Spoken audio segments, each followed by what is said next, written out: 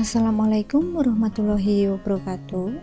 Video pembelajaran ini dibuat untuk memenuhi tugas akhir pendalaman materi pembelajaran di SD berbasis TIK yang dibimbing oleh Ibu Dr. Yekti Prihatin MSI. Selamat menyaksikan. Assalamualaikum warahmatullahi wabarakatuh.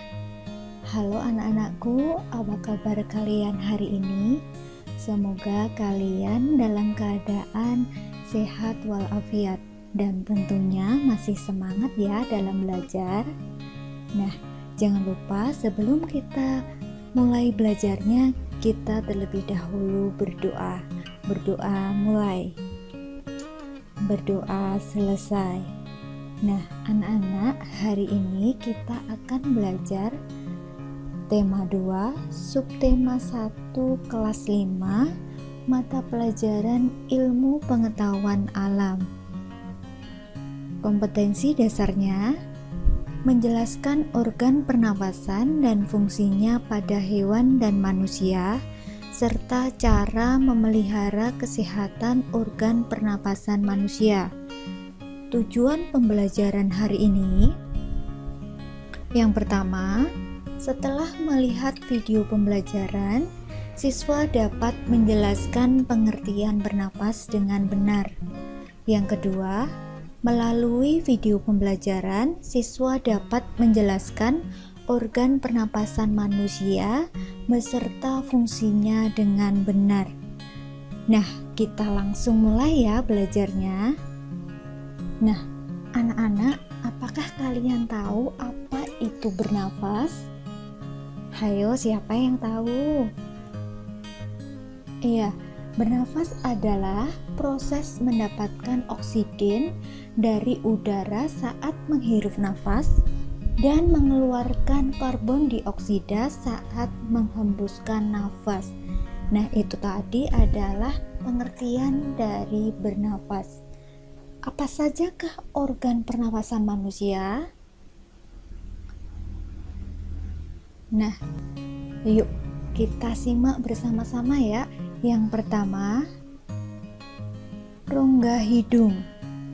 Rongga hidung berfungsi menyaring udara yang masuk dibantu rambut hidung dan selaput lendir.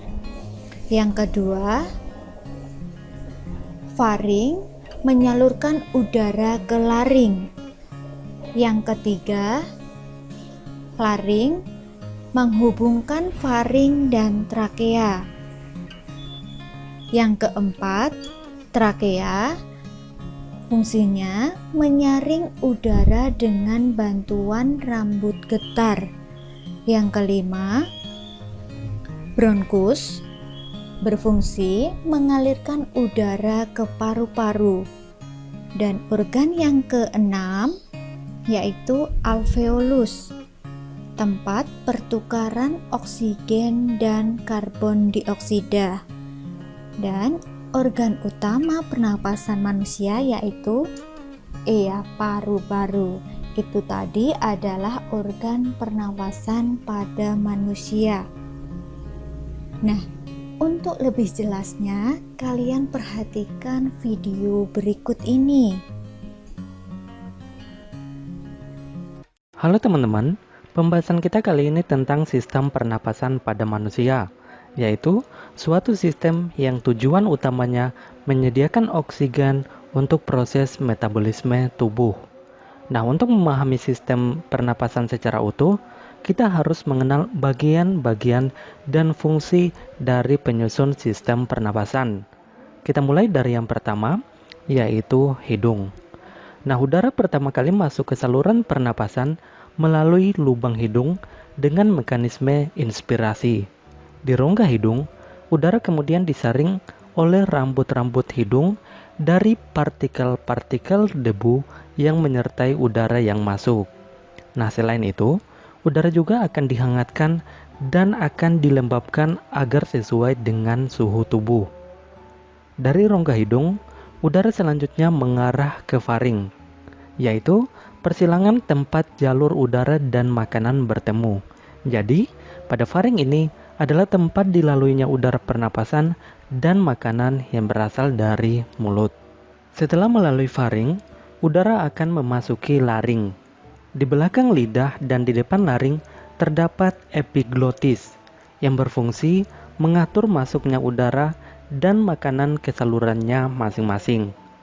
Ketika makanan ditelan, laring bergerak ke atas dan mendorong epiglotis sehingga menutupi glotis. Glotis ini adalah bukaan trakea atau tenggorokan. Hal ini memungkinkan makanan menuruni esofagus menuju ke lambung. Ketika makanan turun menuju lambung, glotis terbuka sehingga memungkinkan udara pernapasan masuk ke laring yang merupakan bagian atas dari saluran pernapasan. Di laring juga terdapat kotak suara. Suara yang dihembuskan dari dalam keluar mengalir cepat melalui pita suara, yaitu sepasang pita otot elastis di dalam laring. Suara dihasilkan ketika otot-otot di dalam kotak suara menegang atau kontraksi, yang kemudian merentangkan pita suara sehingga bervibrasi atau bergetar. Nah, suara tinggi dihasilkan dari pita-pita yang terentang erat dan bervibrasi sangat cepat. Sedangkan suara rendah berasal dari pita suara yang tidak begitu tegang dan bervibrasi secara lambat. Dari laring, udara masuk ke dalam trakea. Di dinding trakea ini terdapat kartilago atau tulang rawan yang memperkokoh trakea sehingga saluran ini akan tetap terbuka. Selain itu, terdapat epitelium yang melapisi trakea hingga bronkus. Epitelium ini ditutupi oleh silia pada permukaannya dan selapis mukus atau cairan lendir yang tipis.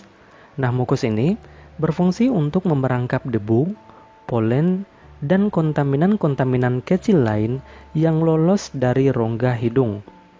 Silia ini berdenyut dan bergerak seperti ombak, menggerakkan mukus ke atas menuju faring. Tempat mukus tersebut akan ditelan atau dibuang dengan sengaja keluar melalui mulut.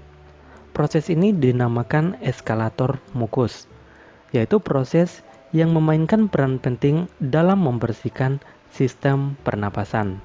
Dari trakea, selanjutnya terdapat dua cabang yang disebut bronkus. Bronkus ini masing-masing mengarah ke salah satu dari paru-paru. Bronkus bercabang-cabang lagi di dalam paru-paru menjadi saluran-saluran kecil yang disebut bronkiolus. Udara kemudian memasuki alveoli. Kumpulan dari alveoli disebut alveolus, yang merupakan kantung udara di ujung bronkiolus. Oksigen dari udara yang memasuki alveoli akan terlarut di dalam selaput lembab yang melapisi permukaan dalam alveoli dan kemudian akan berdifusi dengan cepat melintasi epitelium ke dalam kapiler darah yang mengelilingi setiap alveoli. Sedangkan dalam arah yang berlawanan, karbon dioksida berdifusi dari kapiler darah melintasi epitelium alveoli dan menuju ke rongga udara untuk dikeluarkan keluar tubuh melalui mekanisme ekspirasi. Nah, anak-anak, kalian sudah melihat video sistem pernafasan. Untuk lebih jelasnya, coba kalian kerjakan tugas berikut ini. Kalian dapat mengaksesnya atau mendownload melalui alamat berikut. Nah, itu tadi pembelajaran kita hari ini. Apa saja yang sudah kita pelajari? Yaitu yang pertama, pengertian tentang bernafas. Yang kedua, kalian sudah bisa menyebutkan organ pernafasan beserta fungsinya. Nah, itu tadi pembelajaran kita hari ini. Tetap semangat dalam belajar, jaga kesehatan, dan jangan lupa berdoa. Sampai jumpa pada pembelajaran selanjutnya. Wassalamualaikum warahmatullahi wabarakatuh.